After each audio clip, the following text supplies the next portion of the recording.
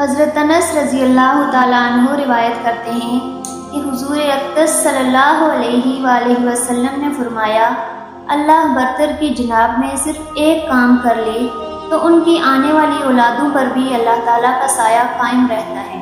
وہ ہر طرح کی بیماریوں سے، پریشانیوں سے اور شیطان کے شر سے محفوظ رہتے ہیں، اور ان کے اسباب جو دل میں ہوتے ہیں وہ پورے ہو جاتے ہیں۔ صحابہ کرام رضی اللہ تعالیٰ عنہم نے عرض کی، یا رسول اللہ صلی اللہ علیہ وآلہ وسلم، یہ اسباب دنیاوی مال و رزق کے لیے ہیں یا جنت کے لیے بھی ہیں؟ آپ صلی اللہ علیہ وآلہ وسلم مسکرائے، اتنا مسکرائے کہ آپ کے دانت مبارک صاف نظر آنے لگے۔ آپ صلی اللہ علیہ وآلہ وسلم نے فرمایا، اللہ تعالیٰ کسی ایک چیز پر نہیں، سب چیزوں پر قادر ہے، یعنی کہ اللہ تعالیٰ کا یہ حکم بجا لائے تو ان کی آنے والی اولاد یا موجودہ اولاد، ان سب کے لیے اللہ تعالیٰ کا رحم ہوگا۔ وہ عمل یہ ہے کہ اللہ تعالیٰ کی جناب اقدس میں صرف یہی کلمات ادا کر دے تو اللہ تعالیٰ ان کے لیے، ان کی اولادوں کے لیے خیر و برکت نازل فرماتا ہے۔ وہ کلمات یہ ہیں: نبی کریم صلی اللہ علیہ وآلہ وسلم حسن و حسین رضی اللہ تعالیٰ عنہما کے لیے پناہ طلب کرتے تھے اور فرماتے تھے کہ تمہارے بزرگ دادا ابراہیم علیہ السلام بھی ان کلمات کے ذریعے اللہ کی پناہ اسماعیل اور اسحاق علیہ السلام کے لیے مانگا کرتے تھے۔ اعوذ بکلمات اللہ التامۃ من کل شیطان وہامہ ومن کل عین لامہ، میں پناہ مانگتا ہوں اللہ کے کامل کلمات کے ذریعے ہر شیطان سے اور ہر زہریلے جانور سے اور ہر نقصان پہنچانے والی نظر بد سے۔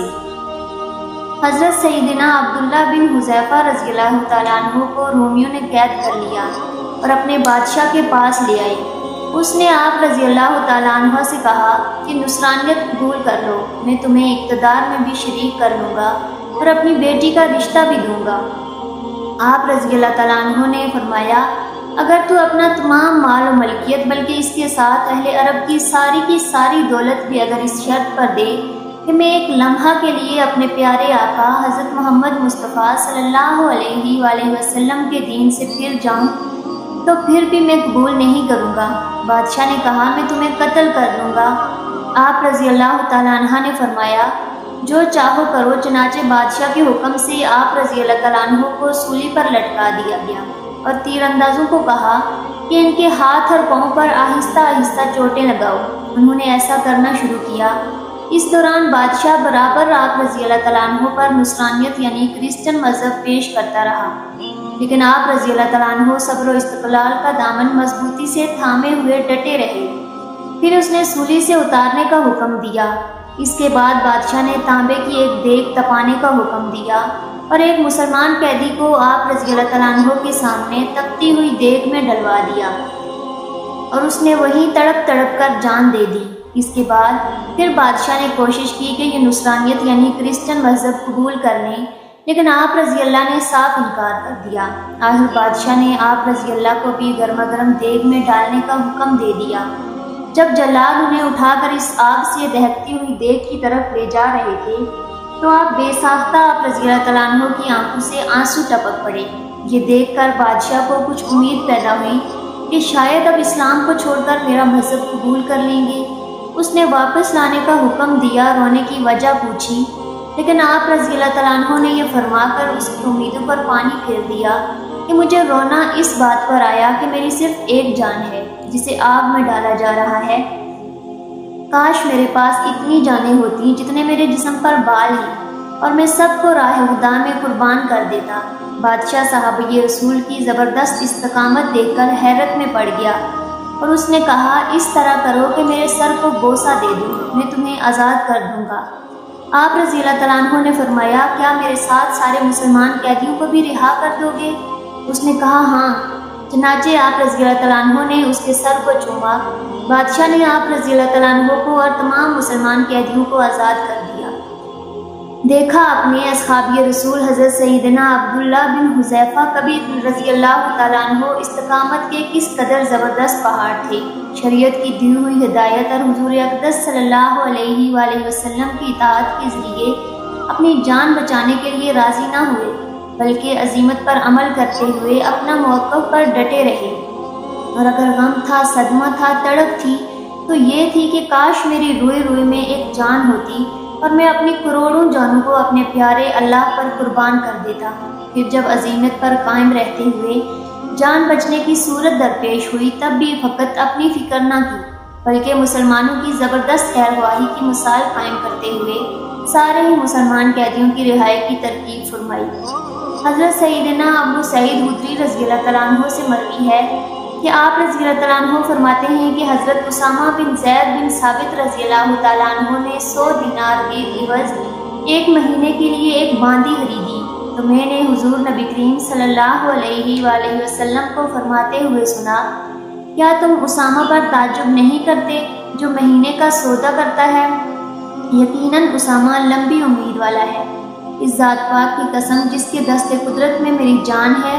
جب میں اپنی آنکھیں جھپکتا ہوں تو یہ گمان کرتا ہوں کہ کہیں میری پلکیں کھلنے سے پہلے ہی اللہ تعالیٰ میری روح قبض نہ فرمائے، اور جب اپنی پلکیں اٹھاتا ہوں تو یہ گمان کرتا ہے کہ کہیں انہیں جھکانے سے پہلے ہی موت کا وعدہ نہ آ جائے، اور جب کوئی لقمہ منہ میں ڈالتا ہوں تو یہ گمان کرتا ہوں کہ موت کا یعنی موت آنے سے پہلے اسے نگل نہ سکوں گا۔ اے لوگو،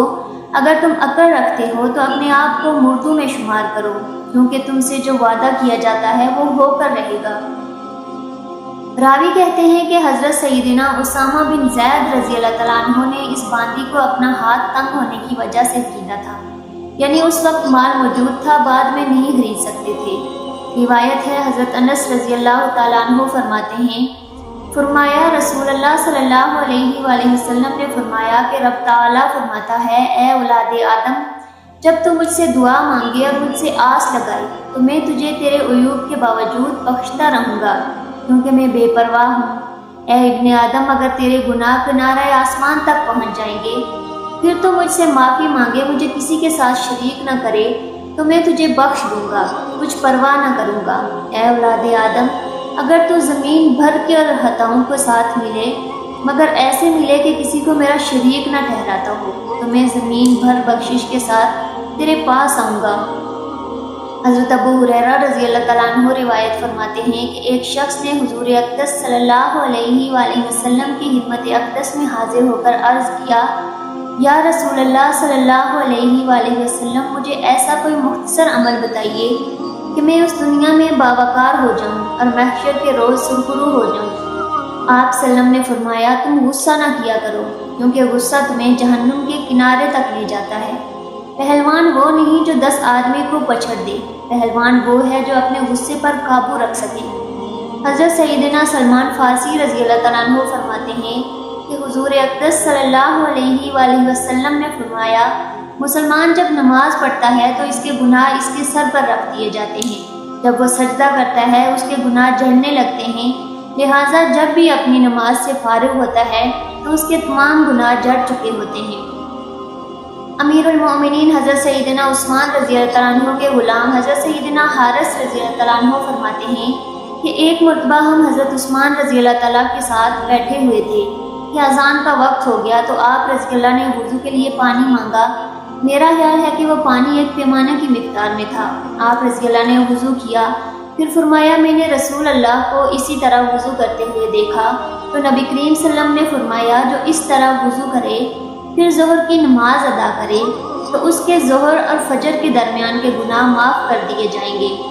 پھر عصر کی نماز ادا کرے تو اس کے عصر اور ظہر کے درمیان کے گناہ معاف کر دیے جائیں گے،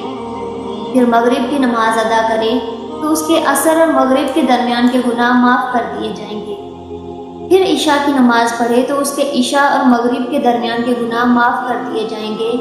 پھر شاید وہ اپنی رات لیٹ کر گزارے اور اگر وہ بیدار ہو کر وضو کر کے صبح کی نماز پڑھے گا تو فجر و عشاء کے درمیان کے گناہ معاف کر دیے جائیں گے۔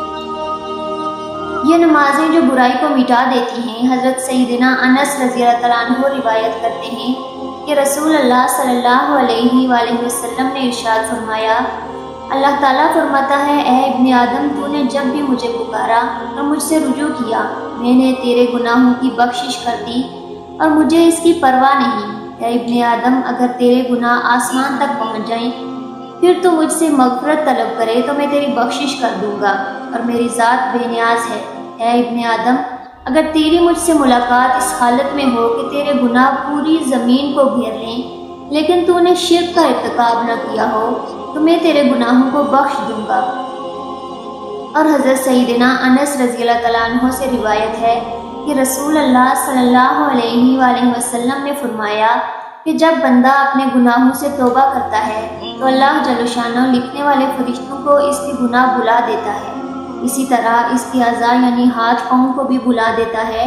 اور اس کے زمین پر نشانات بھی مٹا ڈالتا ہے، یہاں تک کہ قیامت کے دن جب وہ اللہ عز و جل سے ملے گا تو اللہ تعالیٰ جل شانہ کی طرف سے اس کے گناہ پر کوئی گواہ نہ ہوگا۔ سب خوبیاں اللہ عز و جل کے لیے جو ایسا رحیم ہے کہ اپنے رحم دل بندوں پر بے انتہا رحم فرماتا ہے، وہ ایسا کریم ہے جو نافرمانوں پر بھی کرم کی بارش برساتا ہے، وہ ایسا رحیم ہے کہ جب کسی گناہ گار کو اپنی لغزش و نافرمانی پر حسرت و ندامت کرتے ہوئے ملاحظہ فرماتا ہے تو اس کی پردہ پوشی فرماتا ہے اور ان کی اولادوں کے لیے خیر و برکت والے اسباب فرما دیتا ہے،